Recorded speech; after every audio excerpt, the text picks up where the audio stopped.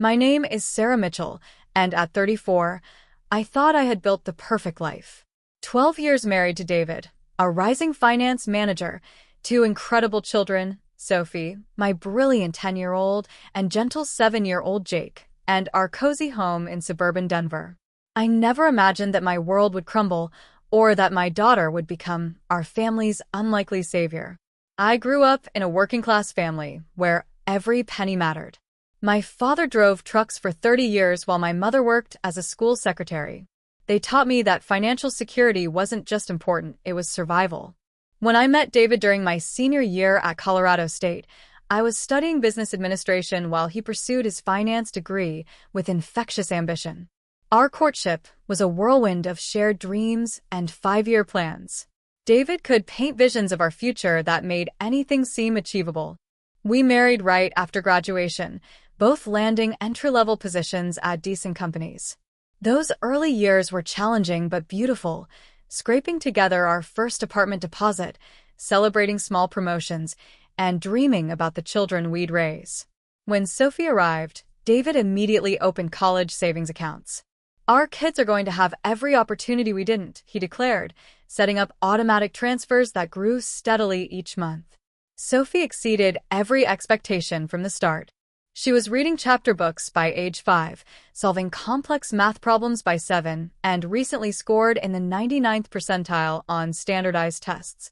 Jake came along 3 years later, our sweet, creative boy who saw beauty everywhere. While Sophie conquered academics, Jake struggled with mild learning disabilities that required specialized tutoring and therapy. David never complained about the expenses, always saying, "That's what we work for, Sarah. Our family comes first." As years passed, our careers flourished.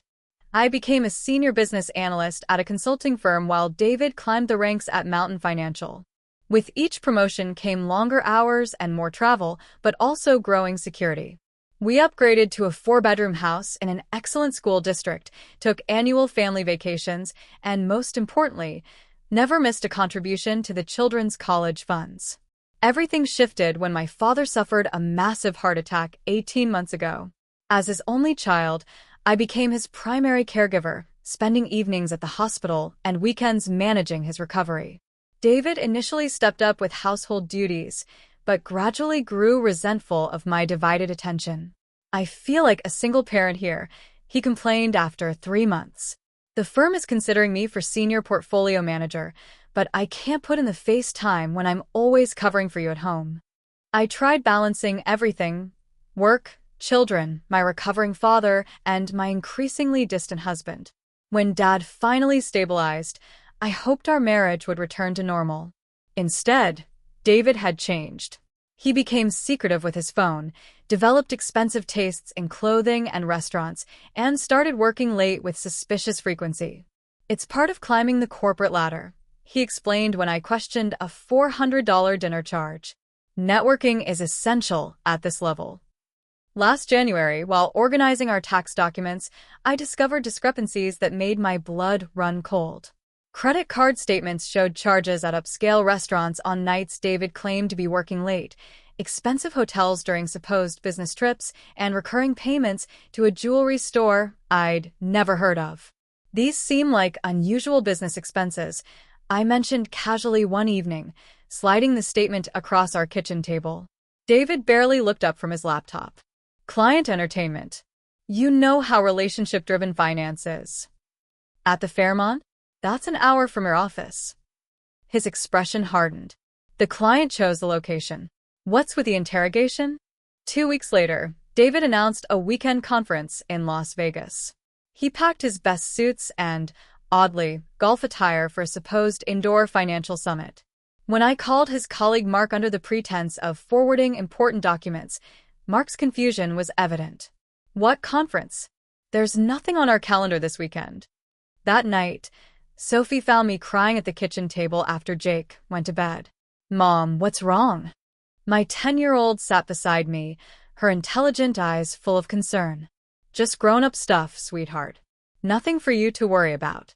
Sophie twisted her hair, a habit when thinking deeply. "Is it about Dad's secret phone calls? The ones he makes in the garage?" My heart stopped. What phone calls? Late at night. I get up for water sometimes and hear him laughing differently than he does with us. Children notice everything. I should have realized my perceptive daughter would pick up on changes I was still denying. The next day, I found a receipt in David's jacket pocket for a diamond necklace costing $2,800, purchased the day before Valentine's Day. I'd received flowers and chocolates that year. When I confronted him, David's response was swift and calculated. It was supposed to be a surprise for our anniversary next month. Thanks for ruining it. But our anniversary was in September, not March. Sleep became impossible. I analyzed every conversation, every absence, every financial inconsistency. My work performance suffered as I made uncharacteristic errors. My supervisor suggested taking personal time to address whatever was distracting me. Meanwhile, David implemented new financial arrangements. He removed me from several credit cards, claiming company policies required separate accounts for business expenses. He suggested consolidating our investments for tax efficiency, a phrase that sounded legitimate but made no sense given my business background. I think David's having an affair, I finally admitted to my sister Kate over coffee. Kate squeezed my hand. Have you thought about hiring someone to investigate? I can't afford that. David controls most of our finances now.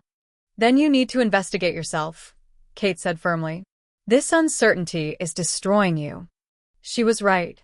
I was losing weight, losing sleep, losing confidence. That evening, I decided to uncover the truth, whatever it might cost. March brought the quarterly statements for our children's college funds, and what I saw made the room spin. Sophie's account, which should have contained nearly $65,000, showed just $18,000. Jake's fund remained intact at $28,000. The transaction history revealed 3 large withdrawals over the past 4 months, each strategically under amounts that would trigger automatic notifications. When David returned from work, I confronted him immediately. What happened to Sophie's college fund? David glanced at the statements with practiced surprise. Market volatility. I moved some assets to a better investment vehicle. He pulled out his phone. Let me show you the new account. After several minutes of supposed searching and unanswered calls to his financial advisor, he promised to resolve everything the next day. That night, I tried accessing David's email on our shared computer, but the password had been changed. In frustration, I slammed the laptop shut. Mom. Sophie stood in the doorway, clutching her advanced math workbook. I can help you get in. What? No, sweetheart. You're trying to find my college money, aren't you? Her voice held no accusation, just matter-of-fact understanding that broke my heart. I learned about password recovery in computer club. I can help. Desperation overrode my parental instincts. How? Sophie explained password recovery techniques and how people often use variations across accounts. Within 15 minutes, she had accessed David's personal email using information she knew about him and his social media patterns. Try Madison 2023, she suggested. The account opened. I'll go to bed now, Sophie said quietly, understanding what came next wasn't for her eyes. She hugged me tightly. Whatever it is, Mom, we'll figure it out together. Alone with David's email, I discovered the devastating truth. David and someone named Madison had been involved for over 8 months. She was a client who became much more. The emails detailed weekend getaways, plans for their future together, and most sickening of all, casual discussions about finances. Used S's college dollar for downtown condo deposit. Will replace before Sarah notices. My daughter's educational future had been sacrificed for a love nest with his mistress. Email after email revealed the depth of betrayal. David complained about me to Madison, how I was always tired, too focused on the children, didn't understand his ambitious nature. Madison responded with sympathy and suggestions for diverting more funds to support their relationship. By dawn, I understood the full scope. David had systematically drained our resources to establish a parallel life. The downtown condo was just the beginning. He'd opened separate accounts, created exit strategies, and even researched ways to minimize child support obligations. When Sophie found me still at the computer the next morning, eyes swollen from crying. She simply sat beside me and leaned against my shoulder. "I failed you," I whispered, gesturing to evidence of her stolen college fund. "No, Mom," she replied with conviction beyond her years. "He failed us. But we're smart enough to fix this." In that moment, my brilliant daughter became my partner in navigating the nightmare ahead. April brought new levels of David's deception. A wire transfer emptied our joint savings account, $89,000 gone without warning. When I called his office, David claimed it was a temporary investment opportunity that would benefit our whole family. Instead of explaining that evening, he texted about an emergency client dinner, arriving home after midnight. The pattern continued: avoidance, vague explanations, late nights. Our savings remained gone while bills piled up. "We need a strategy," Sophie announced one afternoon, showing me a spreadsheet on her tablet. "I've been researching divorce and financial fraud." She had outlined every suspicious transaction, cataloged emails chronologically, and noted behavioral patterns that correlated with David's communications with Madison. "Sophie, you shouldn't be dealing with this." "I'm already dealing with it," she replied firmly. "We both are. And logically, we need documentation before he realizes we know." Her analysis revealed David's timeline. He planned to leave after the upcoming holidays to minimize disruption to his work schedule while appearing to prioritize family through the celebrations. The next day, I discovered something worse hidden in David's desk: consultation notes from a family attorney outlining strategies for seeking primary custody to minimize financial obligations. He planned to claim my recent emotional instability made me an unfit primary parent. The man I'd loved for 12 years wasn't just leaving. He was planning to take my children and destroy me financially. With Sophie's encouragement, I consulted divorce attorney Patricia Chen, bringing Sophie's meticulously organized evidence. "Your daughter compiled all this?" Patricia asked incredulously. "She's exceptional," I replied, managing pride amid the chaos.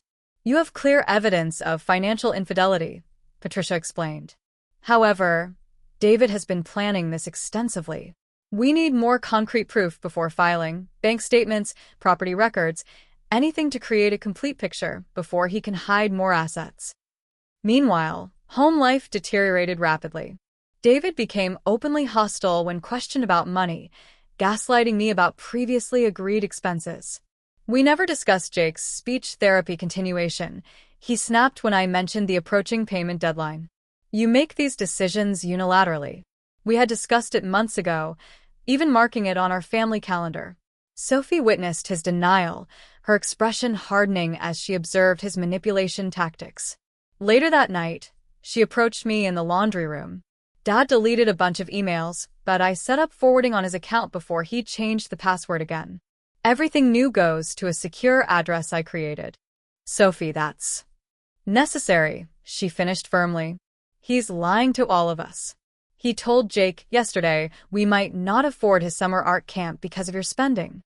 My blood boiled at David using our son's interests as manipulation tools. That night, I discovered David had opened a credit card in my name with statements going to a P.O. box. The card carried a $15,000 balance for purchases I never made. When confronted, David became menacing.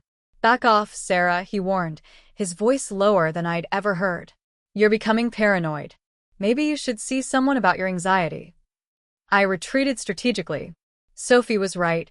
We needed irrefutable evidence before making moves. "We need to record him admitting what he did with my college fund," Sophie said, showing me a voice recording app. Colorado allows one-party consent for recordings.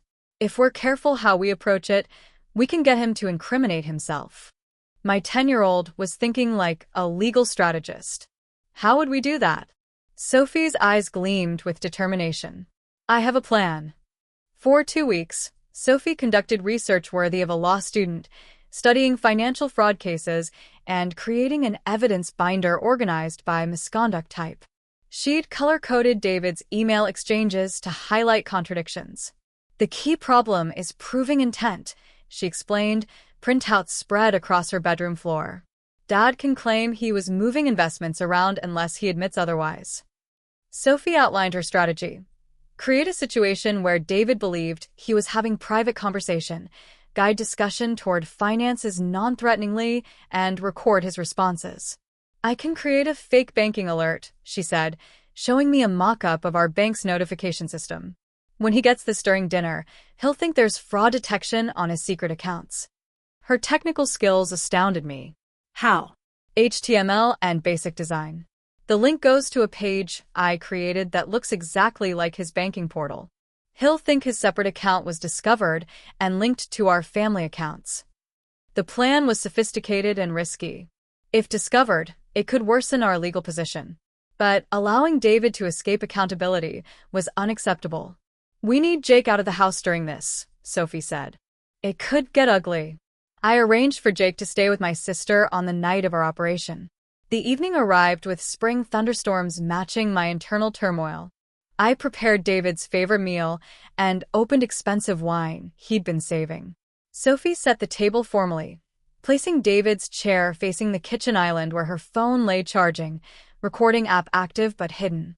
What's the occasion? David asked suspiciously. Can I make a nice dinner? You've been working so hard lately. We ate with strained conversation until, at exactly 8 p.m., Sophie excused herself for water. At the refrigerator, she triggered the fake alert to David's phone. His phone buzzed. David glanced at it, then did a double take, color draining from his face. I need to take this, he muttered, stepping into the hallway. 3 minutes later, he returned, flushed with anger. Sarah, what the hell did you do? How did you find that account? I feigned confusion. What account? Don't play innocent. Somehow $50,000 was transferred from my business account back into Sophie's college fund. The bank flagged it as suspicious. Sophie widened her eyes theatrically. You found my college money, Mom? That's great. David froze, realizing his inadvertent admission with Sophie present. What do you mean found it? He backtracked. The money was always there, just in different investments. No, it wasn't, Sophie replied calmly. It was in the down payment for Madison's condo. Blood drained from David's face as he realized his daughter knew everything. I can explain, he began, switching to his smooth client voice. Sometimes adults make complicated financial decisions. Did you steal my college fund for your girlfriend? Sophie interrupted. The question hung in the air like lightning about to strike. This is ridiculous. I'm not discussing this with a child, David snapped. You already admitted it. I interjected. The money was in your business account that you never told me about. David's composure cracked. Fine. Yes, I moved some money around. It was temporary. I have investment opportunities that would have tripled Sophie's fund within 2 years. Like the condo for you and Madison? Sophie pressed. The one you've been furnishing with Mom's credit card? David slammed his hand on the table. You've been spying on me. You stole my future, Sophie replied, voice trembling but gaze unwavering. You took money Mom promised was for my education and used it to cheat on our family. Something broke in David. Perhaps hearing his actions characterized so accurately by his child, or simply exhaustion from deception. You don't understand the pressure I've been under, he said, voice dropping. Your mother checked out when your grandfather got sick. I needed someone who appreciated me, understood my ambitions. So you stole from your daughter? I asked quietly. It wasn't stealing. I was going to replace it. Madison and I have a consulting business plan that would have made enough to repay everything plus more. Using my college fund as startup capital, Sophie concluded. Without asking. Without even telling Mom. I make the financial decisions in this household, David retorted, entitlement resurfacing. Not anymore, I said, reaching for the phone to stop recording. Not in this family. David's eyes widened as he realized what we'd done. You recorded this? That's illegal wiretapping. Actually, Sophie interjected, we didn't ask direct questions that would make this a legal interrogation. You volunteered everything about the money and Madison. I researched Colorado recording laws very carefully. For the first time, David truly saw his daughter, not as his child, but as a formidable opponent who had outmaneuvered him completely. We'll be filing for divorce, I stated calmly, and requesting full financial restitution plus damages. David's response was desperate control-seeking. No judge will take a child's word and amateur recording over mine. I have connections, Sarah. Resources you don't know about. Sophie smiled slightly, pulling a USB drive from her pocket. We have wire transfer records, time-stamped email exchanges, credit card statements, property records, and documentation of every lie you've told for months. And now we have your confession. In that moment, my 10-year-old daughter stood taller than her father ever had. The morning after our confrontation, David tried charm and reconciliation. Sarah, we can work through this, he pleaded over breakfast, using pet names from our dating years. Couples survive rough patches. We can get counseling. Sophie, preparing lunch at the counter, snorted audibly. This isn't a rough patch, David, I replied. This is systematic financial abuse and infidelity. His expression hardened. You'll regret this. I've been the primary earner for years. No judge will grant what you're asking. Actually, I countered, sliding divorce papers across the table. Patricia Chun disagrees. The documents outline my requests: primary custody, child support, alimony, and complete restoration of college funds with interest. You'll never get this, he snarled, throwing papers down. I'll fight every point. We have the recording, Sophie reminded him, and all your emails about getting rid of dead weight. That's what you called Mom and Jake. David paled. You had no right. You had no right to steal my future, Sophie interrupted. The judge will hear everything. What David hadn't anticipated was Sophie's meticulous preparation. When his attorney claimed temporary fund relocation for better returns, we produced emails where he told Madison the money was permanently diverted. When he claimed financial hardship preventing adequate child support, we revealed his secret accounts and luxury purchases. When he suggested joint custody was best for the children, we presented messages where he complained about babysitting my own kids. Throughout spring and summer, David's desperation grew. He attempted withdrawing funds from accounts he still controlled, only to discover court orders had frozen assets. He tried manipulating Jake with expensive gifts and promises of a gaming room at his new apartment. Nothing worked. The evidence was too comprehensive. The most satisfying moment came when David's Mistress Madison appeared at our door in late June. We need to talk about David, she announced, designer handbag clutched tightly. Over coffee at our kitchen table, the same table where David had confessed, Madison revealed he'd portrayed himself as significantly wealthier than reality, claiming family money and substantial investments beyond his salary. He promised a vacation home next year and said we'd start our agency with a 7-figure investment fund, she explained nervously. When his accounts were frozen, he became angry, controlling. He expected me to contribute more, claiming his assets were temporarily tied up in divorce proceedings. She discovered the truth when she overheard David arguing with his attorney about hiding assets and that damn recording. I'm not staying with a man who steals from his children, she stated firmly. I wanted you to know I had no idea where the condo money came from. He told me it was his investment portfolio. 2 weeks later, Madison sold the condo, using proceeds to repay Sophie's college fund directly, an act of restitution that proved valuable in court. By August, David's position had deteriorated further. His company placed him on administrative leave after discovering personal expenses charged to company accounts. His professional reputation, once sterling, was tarnished by ethics questions. Court proceedings culminated in September with what Patricia described as an unusually favorable settlement. David, facing legal and professional consequences, finally surrendered. The final agreement included primary physical custody for me with structured visitation for David, maximum guideline child support, complete restoration of both children's college funds plus projected interest, asset division acknowledging David's financial misconduct, and required financial counseling for David. When the judge formalized the agreement, he addressed Sophie directly. Young lady, your organization and attention to detail have been remarkable. While I wish you hadn't needed these skills under such circumstances, you have quite a future ahead of you. Sophie smiled slightly. I'm considering forensic accounting, Your Honor. The courtroom chuckled, but genuine respect showed in the judge's eyes. As we left the courthouse, David attempted one final conversation.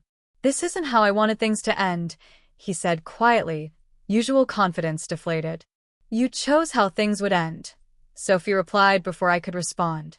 "Every time you lied, every time you stole, every time you chose her over us." David had no answer for his daughter's truth. He walked away toward a future far different from what he'd planned, one built on stolen dreams and broken trust. Meanwhile, Sophie, Jake, and I walked toward our car hand in hand, toward a future we would rebuild together, stronger, wiser, and entirely our own. 6 months later, our family rhythm had transformed. The first weeks were hardest, explaining to Jake why Daddy lived in an apartment, adjusting to single income, navigating betrayal's emotional aftermath. But gradually, like seedlings after wildfire, new growth emerged. I converted David's office into an art studio for Jake, whose creativity flourished once household tension dissipated. Sophie maintained academic excellence while channeling organizational skills into debate team and a financial literacy club for middle schoolers. For me, transformation was professional and personal. After years handling others' finances while neglecting my own agency, I started a consulting practice specializing in financial recovery for divorced women. Patricia referred several clients, noting, "You understand the emotional side of financial betrayal. That makes your technical knowledge twice as valuable." David's relationship with the children evolved unevenly. Jake initially enjoyed weekend visits, attracted by his father's newfound determination to be the fun parent. But children sense authenticity, and David's performance often fell flat. Emma maintained polite but distant communication, attending required visitations, but remaining emotionally guarded. We established new traditions replacing those tainted by betrayal. Sunday pancakes became Saturday hiking adventures. Holiday celebrations emphasized experiences over presents. We started a family book club, reading everything from fantasy to biographies of resilient historical figures. The most unexpected development came when David requested a meeting without children present. We met at a neutral coffee shop where he arrived looking uncharacteristically humble. "I've been doing therapy work," he began awkwardly, part of the court-ordered counseling. "I've been diagnosed with narcissistic personality traits, not the full disorder, but enough to explain my behavior. It doesn't excuse what I did, but I'm working to understand it." "Why are you telling me this?" "Because I want to do better for Sophie and Jake. And because I owe you an apology. A real one. What I did was inexcusable." The apology surprised me more than the diagnosis. In 12 years of marriage, David had never taken genuine responsibility for hurting anyone. "Thank you for saying that. But rebuilding trust will take time and consistent behavior." "I know. I'm prepared for that." True to his word, David became more reliable with visitations and payments, respecting boundaries. He attended Jake's first art show and sat through Sophie's debate tournament without checking his phone once. As for my personal life, I rediscovered parts of myself submerged during marriage. I joined hiking groups, took pottery classes, and reconnected with college friends. One friend, Marcus, a teacher and fellow hiking enthusiast, gradually became something more. Our first official date prompted unexpected reaction from Sophie. "You look nice," she observed as I prepared to leave. "Are you sure you're okay with this?" Sophie shook her head. "Mom, you deserve to be happy. Just don't ignore red flags this time, okay? Trust your instincts." I hugged my wise daughter tightly. "I promise." "And Sophie, thank you for saving us when I couldn't see what was happening." She shrugged with early adolescent self-consciousness. We saved each other. The journey from betrayal to rebuilding changed me fundamentally. I learned to value independence above luxury, trust instincts above smooth explanations, and most importantly, see my children as individuals with their own wisdom and strength. Sophie continued channeling experiences into advocacy, recently proposing a school assembly about financial literacy for teenagers.